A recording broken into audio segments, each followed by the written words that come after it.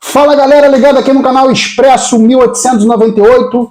Infelizmente esse domingo não foi tão bom para a torcida do Vasco, goleado pelo Santos na Vila Belmiro.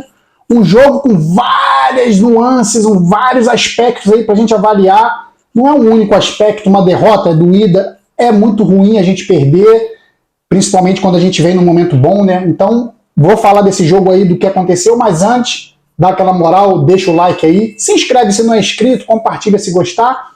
E dito isso, vamos falar desse jogo da Vila Belmiro, que eu diria, galera, que foi um jogo do Vasco bem desastrado, assim.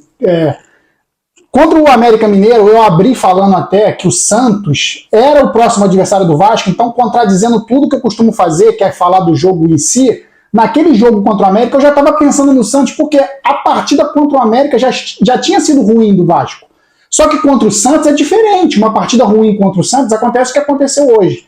Então eu até quis abrir o pós-jogo do Vasco e América para falar da partida contra o Santos, porque era realmente um adversário grande, que com jogadores importantes, Soteldo, Marcos Leonardo, um ataque muito poderoso, aquele Rincon, meio campo venezuelano também bem interessante, e eu já abri falando que o Vasco tinha que ser uma equipe tranquila contra o Santos, uma equipe sem estar afogando, porque quem era para ter o desespero de buscar o resultado era para ser o Santos. Quem tinha que estar com a faca nos dentes e até errar mais, estar mais nervoso, era o Santos. Só que a partida de hoje mostrou tudo o contrário.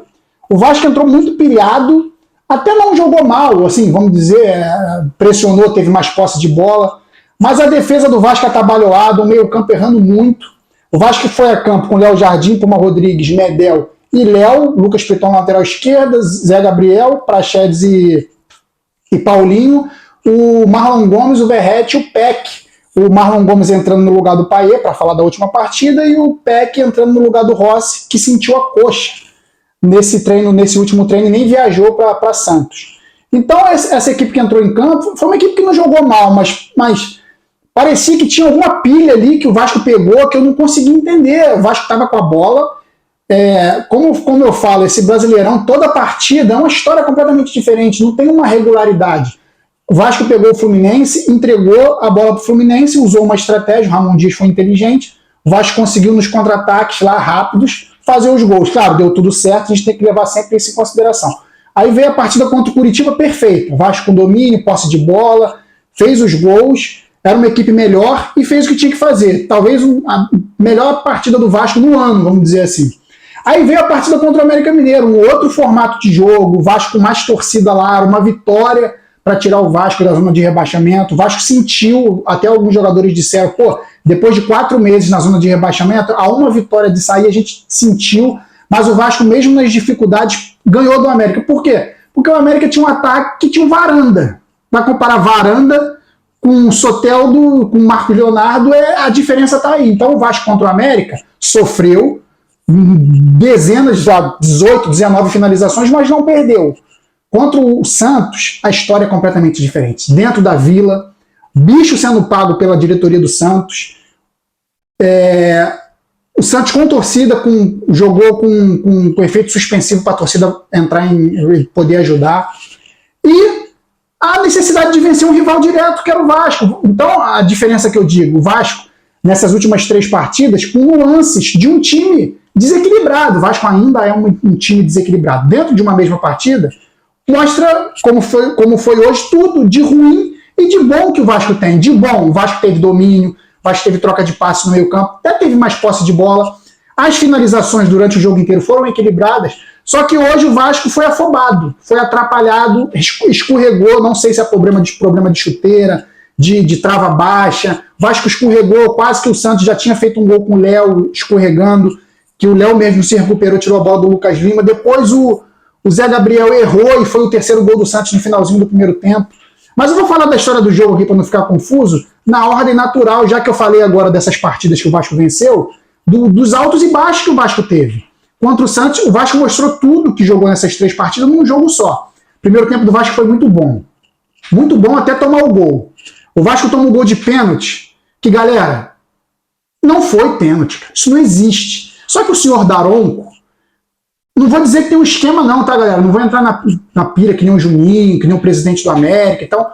Vou falar que os árbitros são ruins e o Daronco é um dos piores árbitros do futebol brasileiro hoje.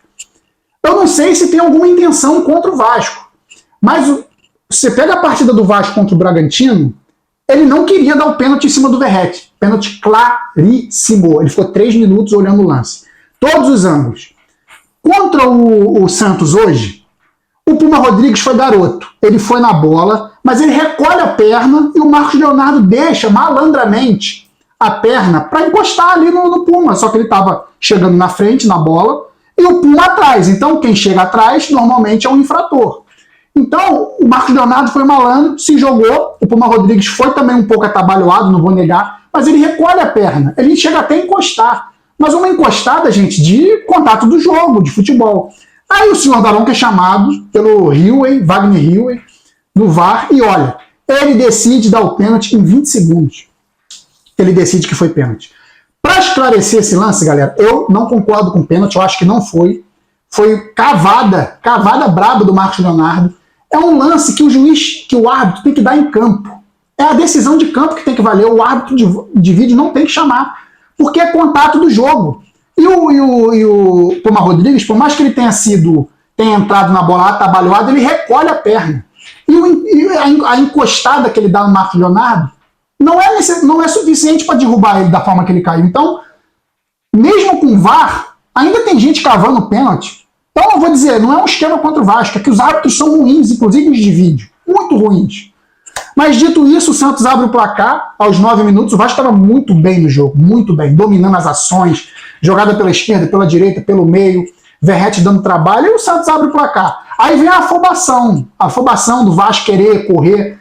E numa dessa o Vasco até conseguiu empatar o jogo, numa jogada esporádica ali, num chute da defesa do Santos, que esbarra que resvala no Verratti, sobra para o Gabriel Peck em velocidade, que toca para trás, o Verratti chega escorando para o gol. Cara, esse tipo de gol de empate, depois de um pênalti, para mim, inexistente, inventado, você segura, você administra. E o Vasco passou a não administrar o jogo. Passou a continuar na trocação com o Santos. Beleza, mas Alex, tinha que partir para cima, um adversário direto. Cara, mas tem jogos e jogos.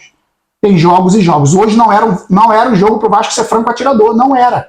Não era. Só que o segundo gol do Vasco não foi um gol que o Vasco tomou sendo franco atirador. Foi um gol idiota de falta de treino. No primeiro pau tem que ser o maior cara para tirar a bola. Isso aí qualquer time sabe. Amador. Você bota no primeiro pau o cara mais alto, independente de ser atacante, meio campo, você bota ele ali, para ele tirar aquela bola para ela não ser raspada. Só que o Verratti, ele perde essa dividida. E eu não lembro qual foi o jogador do Santos que raspa, acho que foi o Dodô. Ele raspa, e quando você raspa ali no primeiro pau, pode acontecer de tudo, gol contra. Normalmente o atacante chega, o adversário chega escorando pro gol. E foi o que aconteceu. Então o Santos fez 2-1. Aí eu continuei sem entender que o Vasco foi franco atirador de novo, foi com tudo para cima e num erro individual do Zé Gabriel. Erro individual. Ele escorrega, como o Léo já tinha escorregado e quase tinha originado o segundo gol do Santos. Ele escorrega, só que o Santos consegue, talvez com o Lucas Lima, se eu não me engano. Ele perde a bola, Lucas Lima acha o Marcos Leonardo, que acha ele um atacante formidável, gosta do futebol do Marcos Leonardo, ele faz o 3-1. E o Vasco sai perdendo o primeiro tempo de 3-1 num jogo que o Vasco foi mais afobado do que o próprio Santos, que estava na parte de baixo da tabela, estava no Z4. Então eu não consegui entender essa estratégia aí, para jogar a pá de cal de vez na tentativa de reação do Vasco. Aí no segundo tempo, o nosso técnico foi muito infeliz. Ele substitui o Zé Gabriel pelo Sebastião Ferreira, que foi nulo em campo. O Sebastião Ferreira, mais uma vez, sem função. Eu queria entender o que o Sebastião Ferreira tem, assim, que agrada tanto o Ramon Dias. Sério, isso para mim é uma coisa que eu não consigo entender. Aí saem também o Praxedes para a entrada do Payet, no intervalo. Então, cara, o Vasco perdeu dois jogadores que estavam dando uma estabilidade maior, o Praxedes menos. Mesmo com o erro do Zé Gabriel, no segundo tempo, o Vasco tendo que partir para o ataque, ele ia ter que ter um jogador de proteção.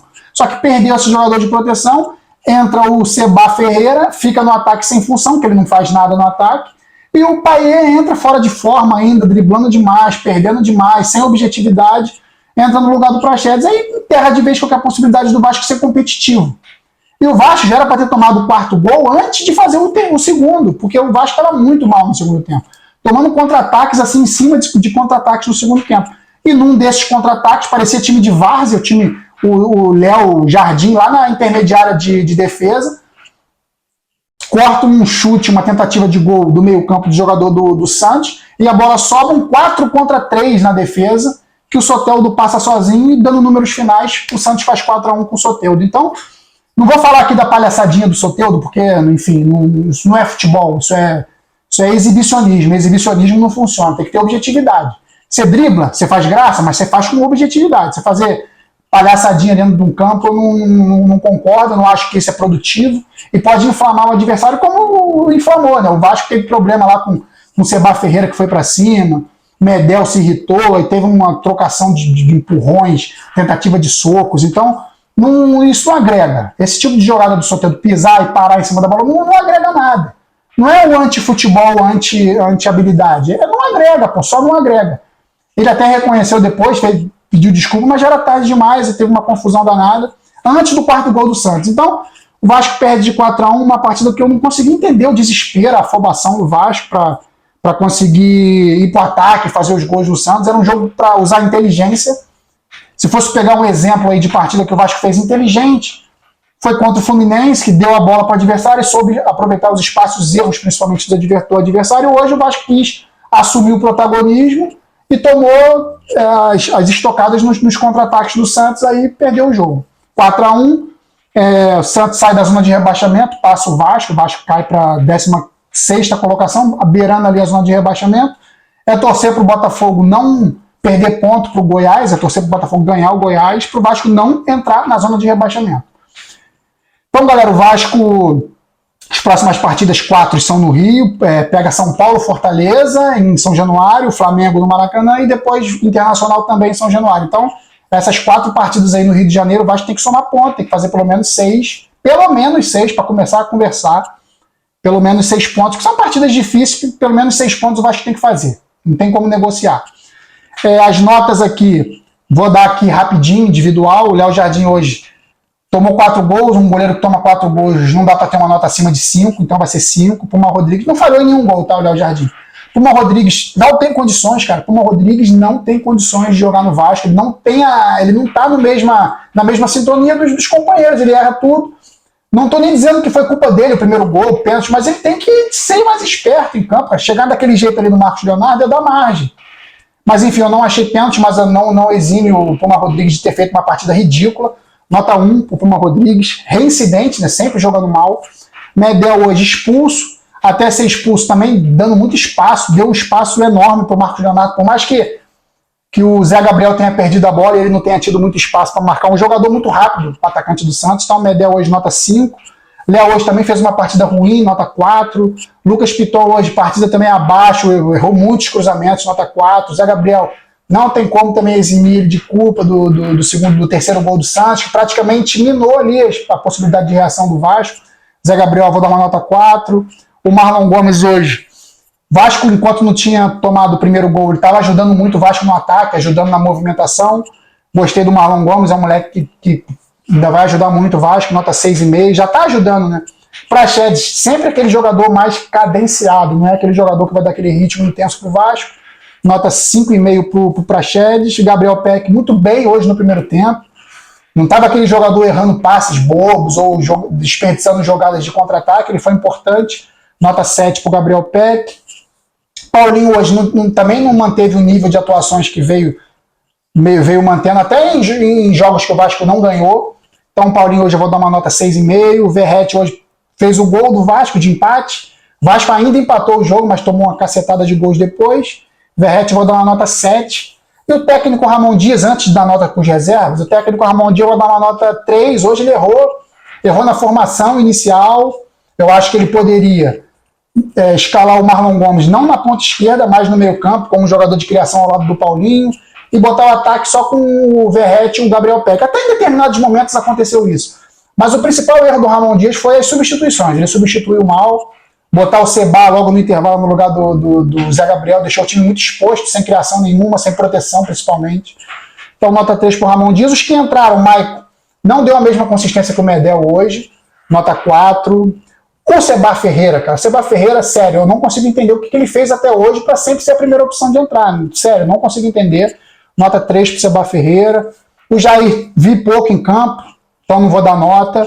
O Payet jogou bastante, mas ele está precisando aí entrar no ritmo rápido, entrar em forma rápida. Ele ainda continua pesado, continua um jogador de drible, mas sem objetividade. Errando cruzamento, jogador mal, tá mal. Payet já era para ter entrado em forma e preocupa, cara. Preocupa esse atraso, porque eu acho que precisa dele, precisa do jogador que pifa o adversário.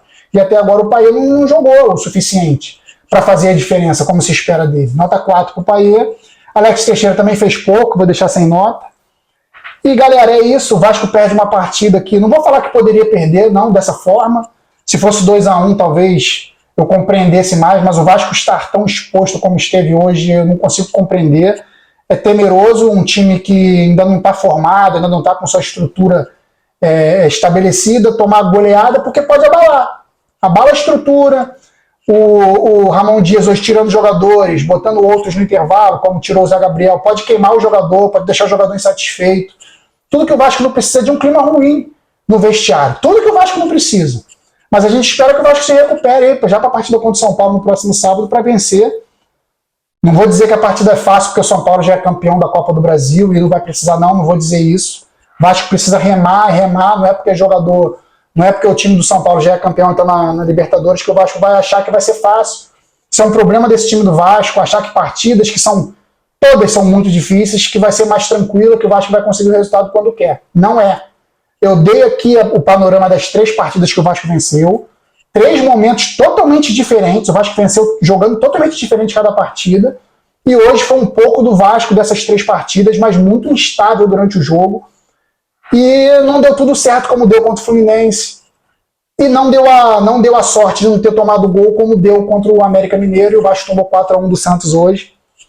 Uma partida ruim, talvez o placar um pouco exagerado, mas uma partida muito ruim do Vasco. E o saldo de gol é importante também no critério de desempate lá na frente.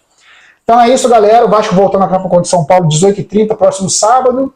Depois tem a parada para FIFA, data FIFA. Depois volta a jogar contra o Fortaleza na quinta-feira, dia 18, em São Januário também. Depois o clássico contra o Flamengo. Depois o Inter de novo em São Januário. Clássico contra o Flamengo, é mando do Flamengo.